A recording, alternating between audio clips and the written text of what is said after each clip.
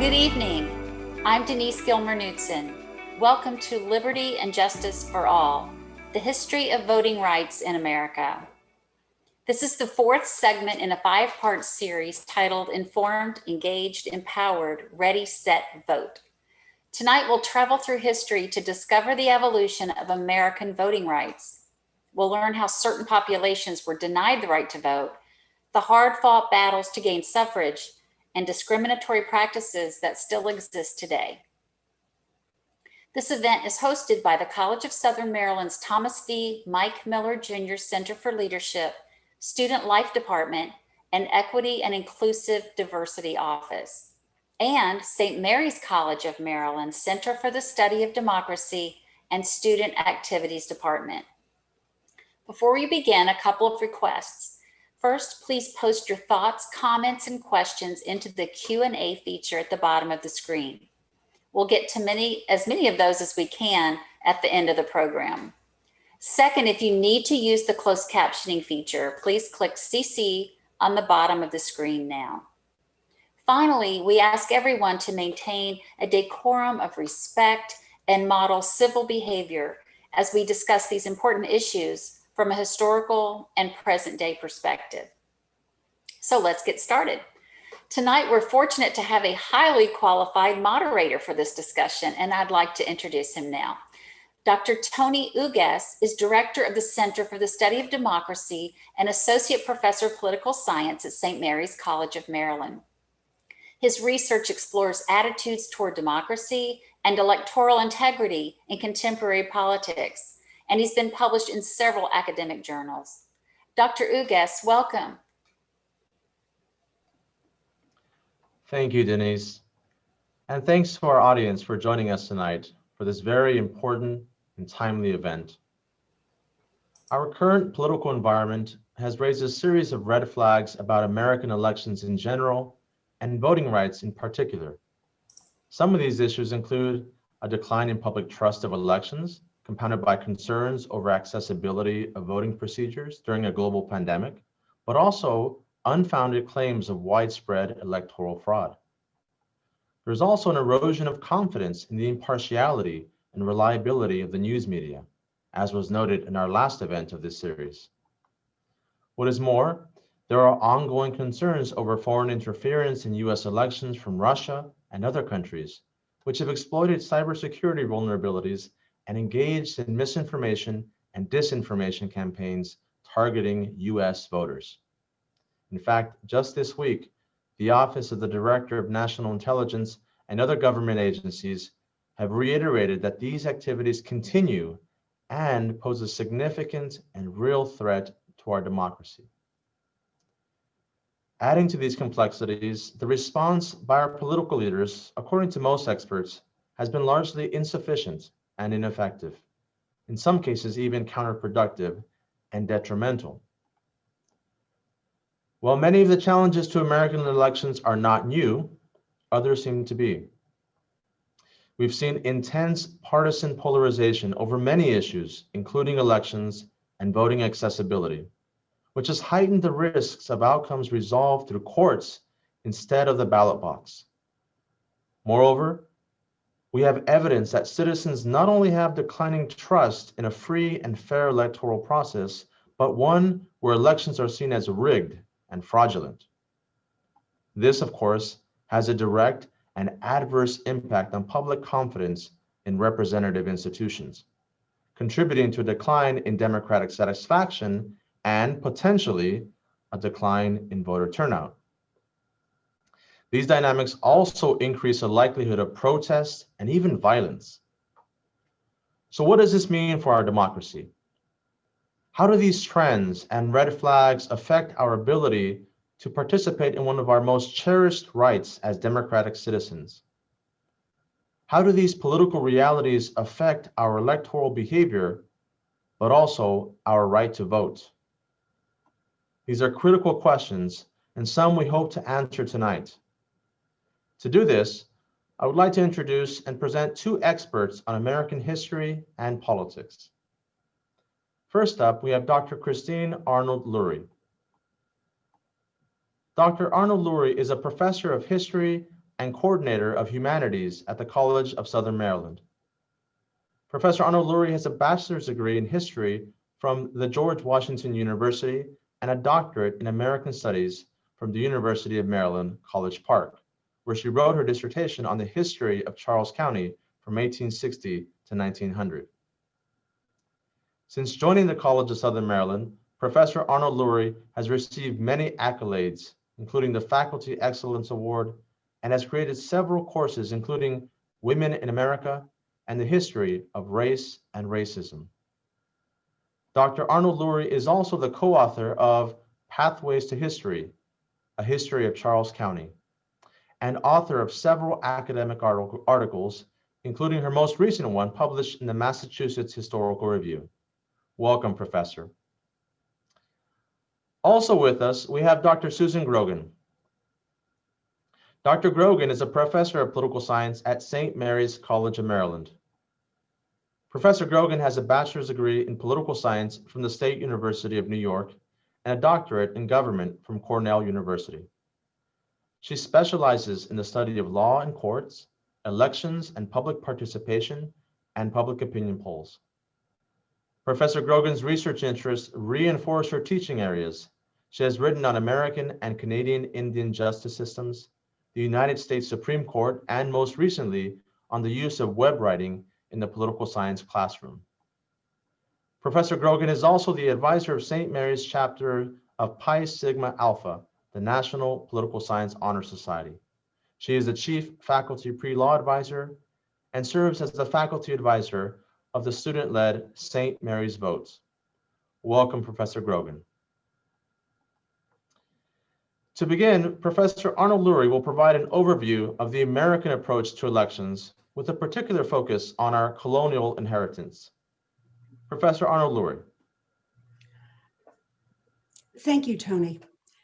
It's easy for Americans to get caught up in our foundational stories, the rousing tales of colonists united against oppression, the ride of Paul Revere, the bravery of the men who fought and fell at Concord and Lexington, the drama of the leaders in Philadelphia, the stirring words, all men are created equal, endowed by their creator with unalienable rights, life, liberty, and the pursuit of happiness.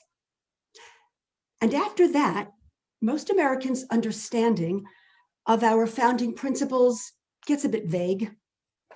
Those words, created equal, echo and inspire, but contrary to what many Americans believe, those words are nowhere to be found in the original Constitution, the actual document that spells out the rights of Americans. Nowhere in that document is equality specifically addressed.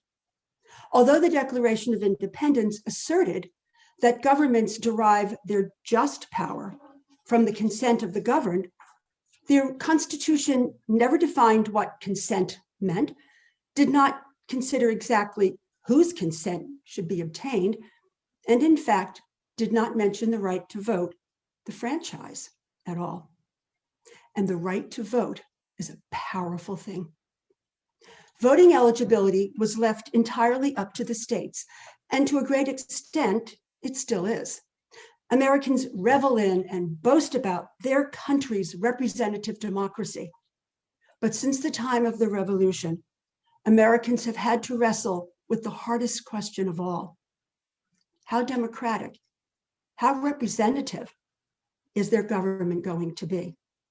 And historically, that question left to the states has been answered in some pretty undemocratic ways, as those with power have sought to retain their power by denying the vote to those that they saw as unfit or unworthy. Even today, America is the only developed nation that claims democratic principles and yet lacks important national standards for voting. Each state has the authority to determine what ballots look like, where polls will be located, whether or not to permit early voting, whether or not some ex-offenders may regain the right to vote after serving their sentence, whether a voter needs identification, and what kind of ID is acceptable, who can vote by mail, and under what circumstances, whether to provide ballot drop boxes, where to place them, and how many should be made available. The governor of Texas, for example, in this current election cycle, in a pandemic, has limited the number of ballot drop boxes to 1 per county. This means that Harris County, which is home to Houston and more than 4 million residents, and is nearly 1,800 square miles in size, will be allowed only 1 ballot drop box for voters who want to ensure that their ballots arrive on time. By comparison, Montgomery County, where I live, has about 1 million residents and occupies just under 500 square miles. We offer 51 ballot drop boxes. All this disparity has not only led to confusion, but has created a system where some citizens are lucky enough to live in states that welcome and facilitate voter participation, and others don't. This makes America exceptional, but not in a good way. I wonder, Professor, if you could talk about this in a historical sense. We often think of Maryland.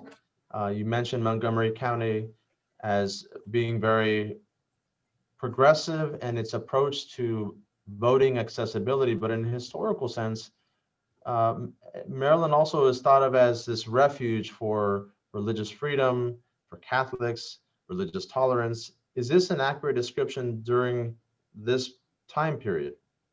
Not in the colonial time period. Well, it was for a brief moment. The Act of Toleration, passed in 1649, did provide protection for anyone who could profess a belief in Jesus, which of course did leave out some people. But in the late 17th century, Protestants seized control of the colonial assembly. And by 1718, they deprived Catholics of the right to vote.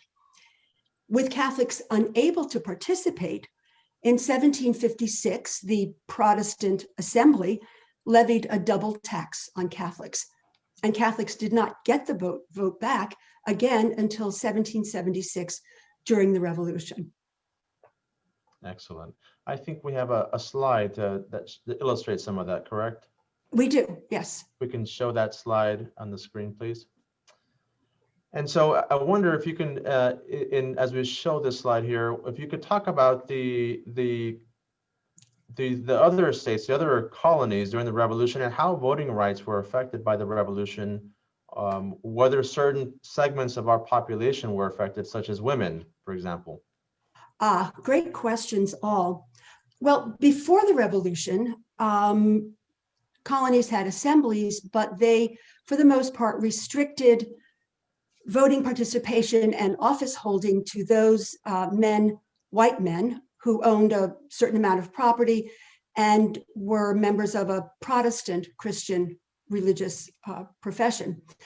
During the Revolution, there's this idea that, well, we need to rethink, if we care about all people being created equal, maybe we should examine that. And a couple of states did change it. Rhode Island in 1783 extended the vote to Quakers, Jews, and Catholics. And in case you're wondering why Quakers needed to be specifically included, because Quakers were pacifists, are pacifists. It was felt that because they wouldn't fight for the nation, they shouldn't be allowed to vote. But as you can see, with these Revolutionary era constitutions, mostly the vote is limited to Christians, and in some cases only to Protestant Christians. There were also other voting restrictions. Wealth mattered. And in most cases, there were requirements about how much money a person or land a person had to have before they would be permitted to vote. Very interesting. And it has certainly relevance to St. Mary's College, the foundation of Maryland, with historic St. Mary's City and Margaret Brent and Matthias de Souza and the dynamics there in the early colonial period. Thinking about these property and religious qualifications, did they persist or did they develop even further as the nation grew? Well, I think the answer is yes and no. You also asked about women. During the revolutionary period, women were integral to the revolutionary effort. And the idea of women's rights was hotly debated. Abigail Adams famously told her husband to remember the ladies because all men would be tyrants if they could. But she wasn't really advocating for women's suffrage. There were a couple of exceptions. New Jersey, for example, in their revolutionary constitution, gave women of property the right to vote. But by 1807, that right was gone. Men rebelled against what they called petticoat government. But across the country, gradually those religious and those wealth tests began to be struck down. Vermont in 1777 was the first state to do away with property qualifications. And in 1803, Maryland was the third state. But it took until 1856, which is a long time from 1776, for the last state to do away with property qualifications, and that was North Carolina, which permitted all white men to vote. Religious requirements also fell, and in 1826, Maryland became the last state in the Union to do away with the religious test for office with what was actually called the Jew Bill, which gave the right to vote to the Jewish inhabitants of the state. Interesting. And what about women? How did they fare under these changes in the 19th century? Well, as all around them, the franchise is extended to men, men without property, men of different religions.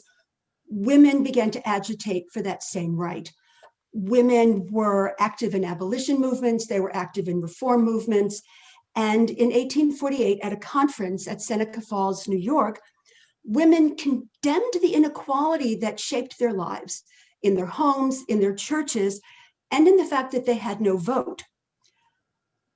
But their demand for suffrage was called unbiblical, and very few men supported it. After the 15th Amendment was ratified in 1870, Black men received the franchise, and women saw that as a bittersweet victory because once again, they were left behind. There was a man who absolutely supported women's equality, and that was Frederick Douglass. If you could see the next slide. Frederick Douglass was at Seneca Falls, and although he did believe that the Black male vote should come first, he did believe that women's voices should be heard. And I just love what he said here. We can neither speak for her, nor vote for her, nor act for her. And this is 1888. That's pretty revolutionary, revolutionary. Absolutely. So we can say with the passage of the 15th Amendment, the elimination of religious and property restrictions, most men could vote, but women could not vote. And this is interesting, especially this year as we mark the 100-year anniversary of the 19th Amendment and the fight for full suffrage for women. Can you elaborate a bit on these dynamics and how this transpired? Well, the women's right to vote is sort of colliding with another movement as well, because as the electorate is expanding, in industrializing states, for example, like Connecticut and Massachusetts, there's an influx of Irish Catholic immigrants. And they're going to become citizens. They're going to be allowed to vote. And so there is this expansion of the suffrage. And then traditional anti-Catholic bias leads Massachusetts and Connecticut to impose the first literacy tests in the country, actually. They happened in the North first, 1855 for Connecticut and 1857 for Massachusetts. And both those who supported and those who opposed those tests agreed that, yeah, they were pretty much aimed at Irish Catholic voters. And so the right for women to vote kind of collides with this. Immigrants are coming into the country. increasingly they're being allowed to vote. African-American men are being allowed to vote. Women ramp up their demands. And it's really a battle because women who protest are arrested, they're beaten. When they're arrested, they're taken to jail. They refuse to eat. They are force-fed in the cruelest manner possible. And eventually they are given the right to vote. But what most people don't know is that when Tennessee was the last state to ratify, and they agreed to ratify only when they were assured that the votes for women wouldn't actually mean Black women. Black women would remain disfranchised. I should note that in 1924, Native Americans were given the right to vote. They were made citizens, and it took another 40 years for all states to give them the right to vote, and they faced the same kind of literacy tests that African Americans faced, as well as poll taxes. So we can see the next slide. So it's very interesting that literacy tests were first used in the North. How did Maryland fare in this respect? Well, that's kind of interesting because Maryland was a slaveholding state. And of course, Southern Maryland was a center of slaveholding. In 1904, Senator Arthur Pugh Gorman, and former Maryland Attorney General John Poe, authored the Poe Suffrage Amendment, which would have provided a literacy test for Maryland with a grandfather clause. And two groups quickly figured out that they would be impacted. African-American voters, of course, and they formed the Negro Suffrage League. But German and Eastern European immigrants in Baltimore pretty quickly understood this meant them. And they organized the Maryland League of Foreign-Born Citizens to oppose the bill as well. And the bill did go down to defeat in 18 of Maryland's 23 counties, including the 3 counties of Southern Maryland, but it was defeated in Southern Maryland on the strength of the African-American vote.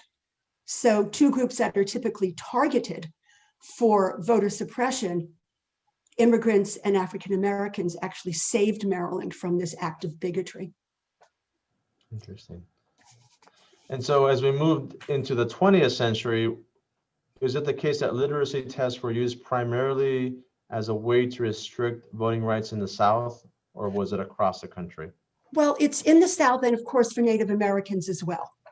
And in theory, these literacy tests were supposed to test some civic knowledge, but kind of famously, Louisiana's impossible literacy test has nothing to do with voter knowledge, and it's designed to confuse people. And if you can see, you can't make any mistakes. You make one mistake and you're out. You didn't have to take it if you could prove that you'd been through 5th grade.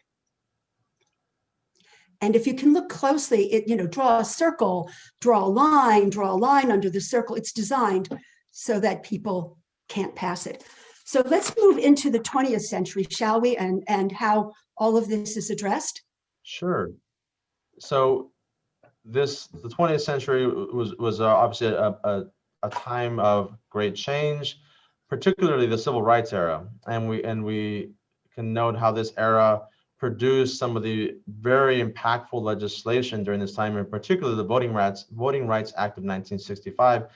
What impact did this legislation have on voting rights in America?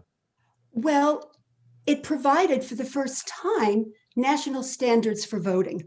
Literacy tests were outlawed under this, and the year before, poll taxes had been made unconstitutional. So this is really a lot of things coming together at the same time. Lyndon Johnson said that this was a national fight, not Northern or Southern, but it was something Americans had to do.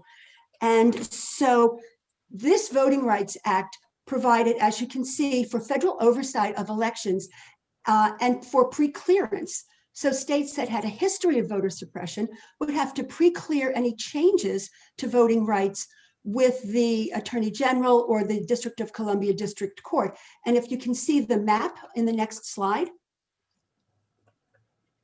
this shows the states that were covered by the Voting Rights Act. You'll note that they're not all Southern states, although the preponderance are. New York is in kind of the second category because in 1921, New York did pass a literacy test aimed at immigrants. What Johnson wants is for the country to establish a simple, uniform standard for voting, and this law did those things. This is a high watermark for voting rights. In 1971, the 26th Amendment lowers the voting age to 18. Many Southern states saw this as an intrusion into states' rights, but it did set America on the path to becoming a more democratic nation. And I would like to show the final slide, the impact of what this means. The three names are the names of the voting rights activists, Michael Schwerner, Andrew Goodman, and James Chaney, who were murdered in their attempt to register African Americans to vote. Very great, thank you. Very, very impactful. That brings us to our next speaker, Professor Susan Grogan. Dr. Grogan, Professor Arnold-Lourie just provided an excellent overview of voting rights in America up to the enactment of the Voting Rights Act during the Civil Rights era. How have voting rights fared since this point? Okay, there have been some good things and some not so good things. For a number of years, the Voting Rights Act was used effectively to cut back on state attempts to try to keep groups of people from voting, whether those people were language minorities or Native Americans or African Americans. And things went on pretty well for a time. The Voting Rights Act was renewed on a fairly regular basis by Congress. But then we hit a real snag in the year 2013. That's the year that the case of Shelby County versus Holder was decided by the United States Supreme Court. If you recall from Professor Arnold-Lourie's overhead or slide, the Voting Rights Act had some different significant sections.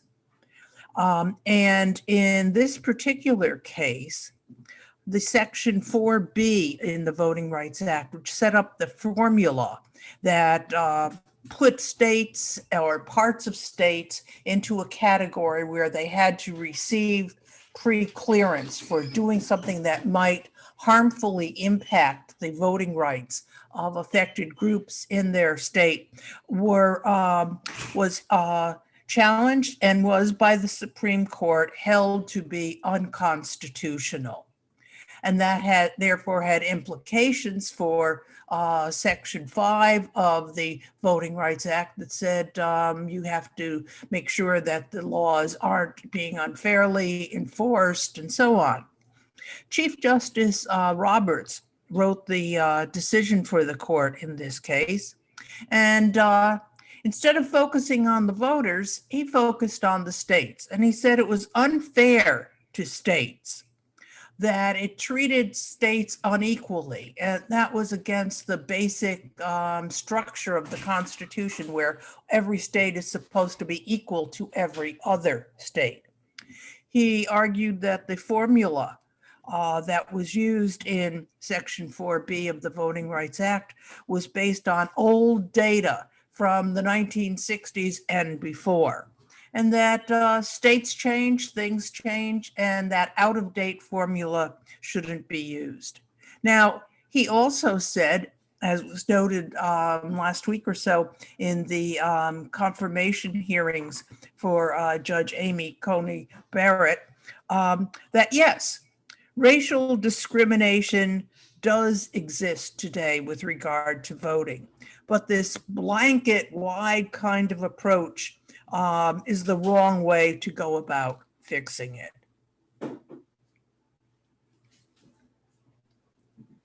Great. So are there any contemporary or current concerns that you would like to comment on or highlight? Yeah, actually there are a couple. And I'll say that one thing has to do with the general notion of voter intimidation, which seems to be concerns about this anyway, seem to be widespread today. In 1982, a consent decree was put into force regarding the Republican National Committee, the RNC, and what it was allowed to do with regard to some of its activities out in polling places. Excuse me. The year before, 1981, the Republican National Committee had sent letters to voters in Black and Latinx neighborhoods in New Jersey. If they came back as undeliverable, the Republicans' National Ballot Security Task Force demanded that they be purged from the voter lists. The election officials in New Jersey said, no, we have our own system in place, so we'll be okay. But that didn't stop the Republican National Committee in 1981. When the first approach didn't work, they engaged in what is generally called voter stalking, where the committee hired county sheriffs and local police to patrol polls in Black and Latinx neighborhoods. They flashed their guns and badges. They stopped and questioned voting, even refusing some of them just entry into the polling places. Even with this consent decree, which was renewed annually, there were activities where Native American voters were followed to their cars in South Dakota. People wrote down their license plate numbers and they stood behind them in the polling place taking notes. They used foreclosure lists to try to invalidate voters and challenge the voters in Florida, and a bunch of other things. Finally, what happened was in 2016, the Republican National Committee filed a motion with the court to allow the consent decree to expire. The Democratic National Committee opposed it, but the court ruled in favor of the RNC. So they are no longer under this really careful kind of scrutiny with regard to voter intimidation at the polls. Yes. So, and I've also have been reading about some other concerns, things like watching at the polls, intimidating emails, these types of things. Can you comment on these alarming trends? Yeah, the intimidating emails are, quite frankly, that, intimidating emails. The most recent episode of this seems to have been something that was put together by a foreign power using easily available registration names and addresses that are available through boards of election. But then we've also had some calls by President Trump and by others to have severe watching at the polls to make sure that no improper voters are voting. Okay, and it has some of the things that have come up have been visions anyway of armed vigilantes, or as the president called for at one point, part of the armed forces, or federal officers from the Department of Homeland Security enforcing ballot security at the polls. Now, something that should be noted about this is that it is illegal to deploy federal troops or armed federal law enforcement officers to any polling place. State and local laws and practices place limits on the role of law enforcement in their areas and poll watchers. And then there's a whole series of laws, both at the federal level and the state level, many of which carry severe criminal penalties that prevent anyone, whether a law enforcement officer or some vigilante, from harassing or intimidating voters. There are efforts by the American Bar Association and the ACLU to have lawyer observers available to help diffuse situations and report situations where should that occur in this upcoming election. And I've also read that international election observers are now joining the list of election watchers and observers for this upcoming election. So this is certainly bringing much more attention than we usually get for US elections. Yeah, and I think that's a very good thing. I think it's important. We you've been off to observe elections in some foreign states. I think if we're going to do that, we should also welcome and say, hey, we're running a clean system here, and welcome international observers here in the United States as well. Certainly, certainly. Well, thank you, Professor Grogan. This is very interesting, although some of the trends are quite alarming and they have implications for our democracy as a whole, but also voting rights in particular. I think this is a great opportunity to hear a little bit from our audience regarding these issues in particular. To do this, we have a few polls that we would like to ask our viewers to participate in. Now, these polls are confidential and will only be used for the purposes of this event, this program, but it will help us get a sense for what we think about our election and voting rights in particular. So let's show this first poll, which asks about confidence in elections. And in particular, how confident are you that your vote will be counted as intended in the election? So we'll give you a moment to select your choice.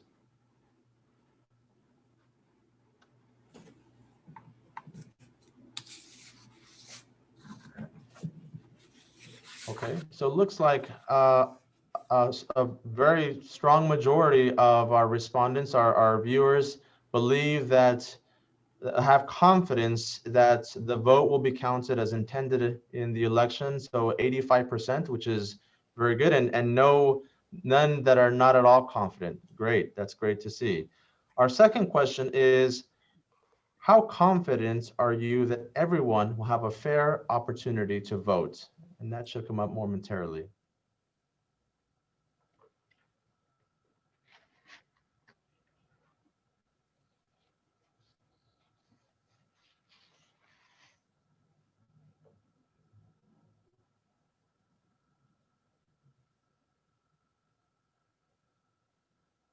So we should have results in just a moment. Okay, so here we have a little bit of a difference, not as much confidence that everyone will have a fair opportunity to participate, to vote in this year's election. So 41% indicate that they are not too confident. And so we have a little more, less confidence in the belief and in the confidence that people will have a fair opportunity to participate in this year's election, which is a little troubling. Maybe we can talk about that some more in the question and answer session. Let's move on to our third question. We'd like to know a little bit about your opinions on mail-in ballots. And so how much confidence do you have in the security of mail-in ballots?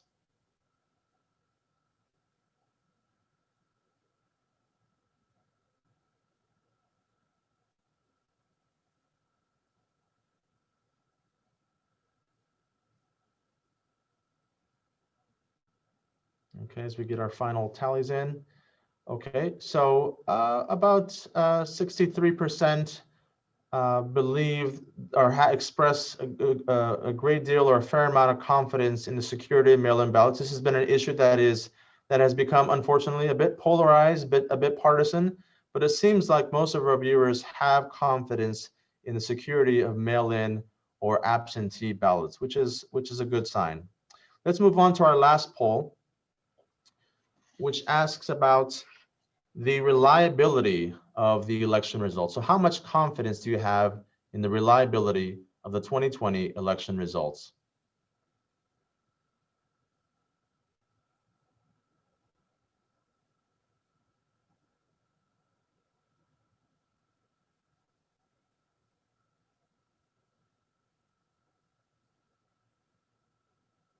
Okay, so Approximately 69%, almost 70% have a great deal or a fair amount of confidence in the reliability of the results.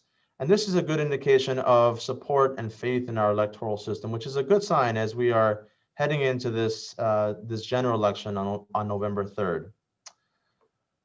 With that information and that sort of sneak peek into our views on elections and electoral systems and voting rights, I'd like to open it up to questions from our audience. And so Denise will help us help direct this. And Denise, I'll turn it over to you. Thank you, Dr. Ugas, and thank you for those amazing polls that you did. And also to our panelists so far, it looks like we have some questions in the Q&A. We have moderators that are screening those and will pose those. If you would like to read those to us, moderators. Absolutely. Thank you, Denise. So our first question comes from Morgan. So for a while before the revolution, even Catholics who were white men who owned enough land and were wealthy enough were not allowed to vote?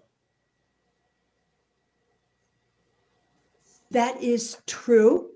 And don't forget that even after the revolution, when Massachusetts and Connecticut began to get large numbers of Irish Catholic immigrants, they passed literacy tests to make it hard for Catholics to vote. And in the revolutionary era, some of those revolutionary constitutions made it clear that only Protestants could vote. So yes, even wealthy white men were not always able to vote if they were Catholic or Jewish, and in some cases Quaker. We have a question from Malcolm. Though Black men were given the right to vote, many restrictions were imposed, particularly in the South. Poll taxes, impossible questions, etc. Given the right to vote, did not guarantee them the right to vote. Oh, absolutely. That is absolutely the case. And we know that, for example, the voter tests, the literacy tests, and the poll taxes were imposed. And then white Southern leaders began to realize that, oh, wait, some of the poor whites can't pass the literacy tests either. So they instituted what was called the Grandfather Clause, which allowed white men to vote if they could trace their ancestry to someone who had been able to vote in 1870.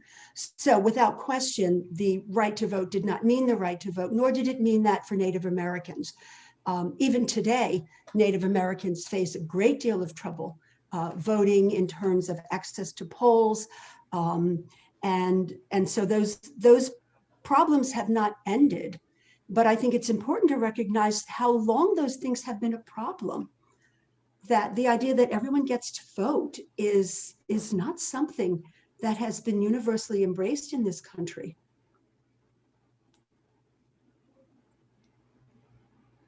All right, we have a question from John. Would applying through reenactment the Voting Rights Act oversight to all 50 states and all territories cure the unfairness issue in the Supreme Court's decision and address the ongoing activities in New Jersey and other states? Okay, I'll sign up for that one. Let's see, would reenactment, which is being called for, by the way, under the name of the John Lewis Civil Voting Rights Act, Reenactment Act.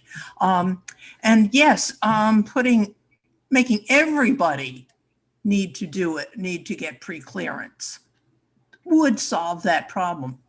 However, it presents a logistical problem, and that is the number of people who would be working in the Justice Department, or the number of people working in the district court for the District of Columbia who would have to do a substantial review of every law that would affect voting.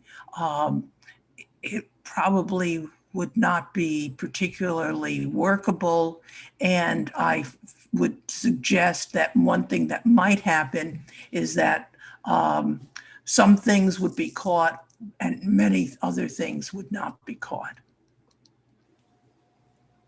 We have a question from Malcolm regarding the poll, and his question is, was the poll for national or for state?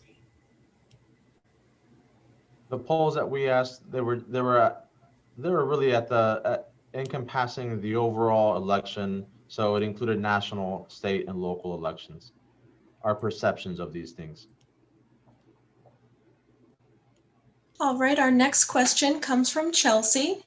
If we have already voted, what are some of the most helpful things we can take part in to assist on election day and prior?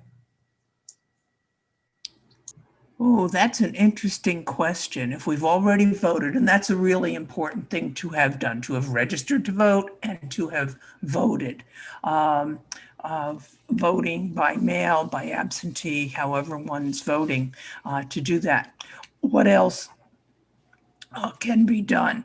There are different things that could be accomplished. If you have a favorite set of candidates, you could go to your local party committee, the county committee, county central committee in Charles County, in Calvert County, in St. Mary's County for the Republican Party or for the Democratic Party, and offer to help with them, help them. There will be candidates who might want some support on election day, because the candidates like to be out near the entrances to the voting places, trying to get their supporters activated and interested. So those are some things I think that people could do. I think in addition, I think those are excellent suggestions, Susan. I think in addition, many jurisdictions may still be looking for poll workers, people to sign Yes. voters in.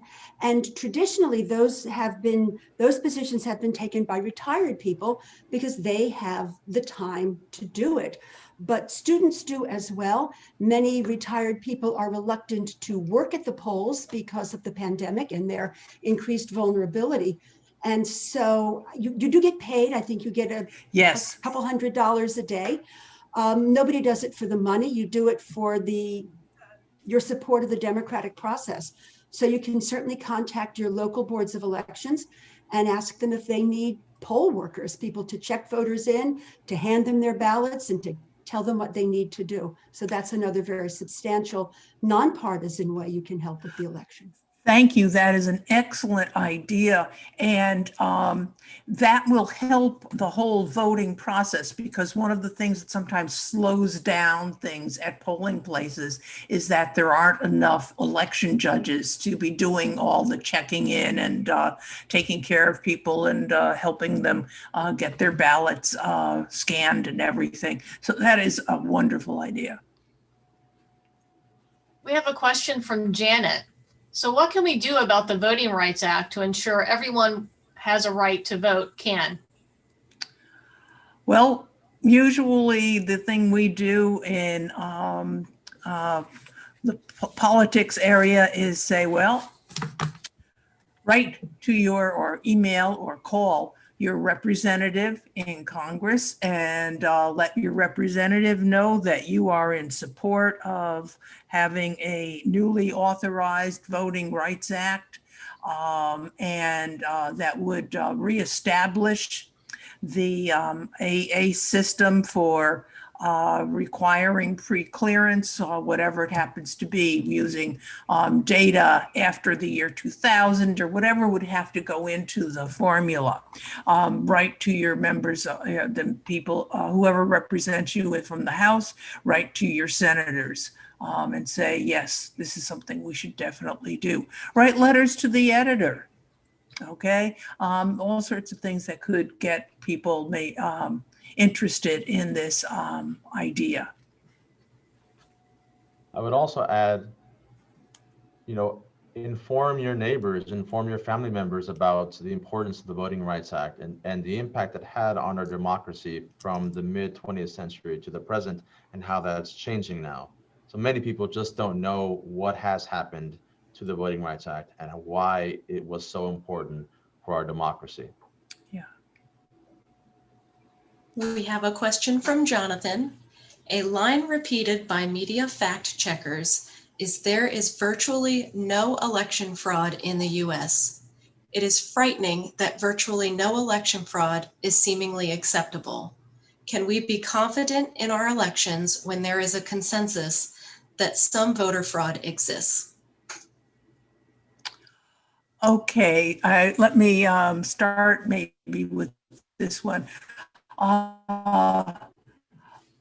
When they say almost no, they mean almost no fraud. Okay, every once in a great while, someone, and sometimes someone will try to vote a second time, or will try to vote when not registered in that, when not living in that jurisdiction. But that is so seldom as to be within what I think are typical human error capabilities. Absolutely. And often it depends on what you want to define as voter fraud. So if someone has moved a mile away or 5 miles away and still lives in the same county, but oh gosh darn, didn't get a chance to change their voter registration. And so they go vote at their old precinct. Now, if you want to, you can call that voter fraud. But when we talk about voter fraud, we really should be talking about someone really trying to falsify their right to vote. And often it is mistaken. I'm in the wrong precinct, or I thought I had registered. And so that's not really fraud, as Professor Grogan says, that's human error. And when they talk about real voter fraud, where someone intentionally tries to vote when they shouldn't, the numbers that I see, I think both Professor Ugis and Professor Grogan have probably heard the same thing, vanishingly small, so infrequent that it's almost impossible to count it.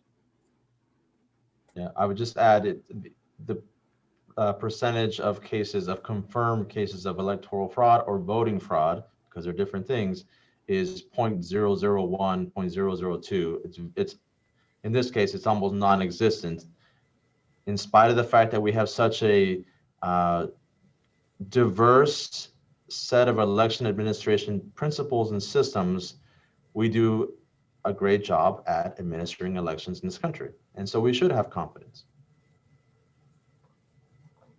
Thank you for those excellent audience questions. Unfortunately, we only have 5 minutes left. So I would like to give each of our panelists 1 minute for closing remarks, just anything that you would like to leave our audience with tonight. Can we start with Professor Arnold-Lourie? Wow. I'd like to thank everyone for coming, and I want to remind folks that the right to vote is important and it does matter. And we all need to stay informed and vote and tell your friends to vote and have their votes mean something. The vote is power. It's the power that most people have. And it has not always been extended to everyone. Everyone deserves the right to vote. Thank you. Professor Grogan.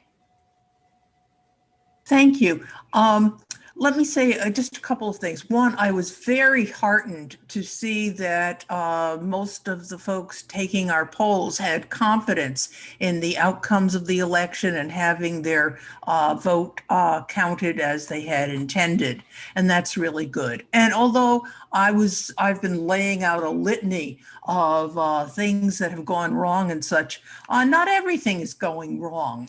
Some things are going right. Some states have gone a long ways in introducing what they've called convenience voting.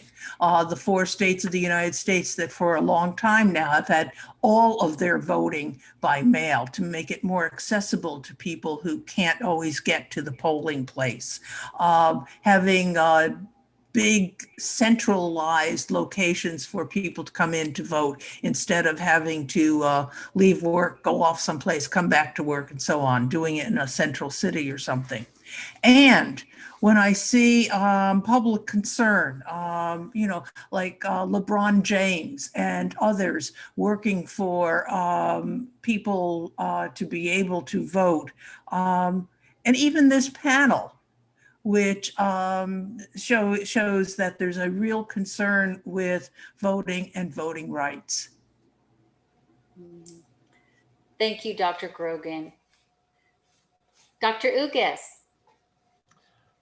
I would echo some of the same comments of the other panelists, but really emphasize that democracy is not something that's inevitable. It's not something that we will have forever. It's something that needs to be fought for. And I mentioned earlier the 100-year anniversary of the ratification of the 19th Amendment and passage of the 19th Amendment. And this was truly a fight for women's suffrage and suffrage across the nation. And this fight continues today. If we want democracy, we have to engage in a struggle to maintain and preserve it. And this really depends on each individual citizen. So each person has a responsibility to do this, to vote, to be informed, and to be engaged. So I invite folks to do this and to be aware of what's going on. Thank you all so much for sharing your expertise with us this evening and those final words of advice. The goal of this series was to help us consider ways to use our collective voice to bring Americans together and to make our communities, our state, and our nation even stronger. There's perhaps no more fundamental right in a democracy than the vote. So we'll leave you with the advice of our three panelists. Please exercise that right. Thank you to our audience for being with us tonight, and good night.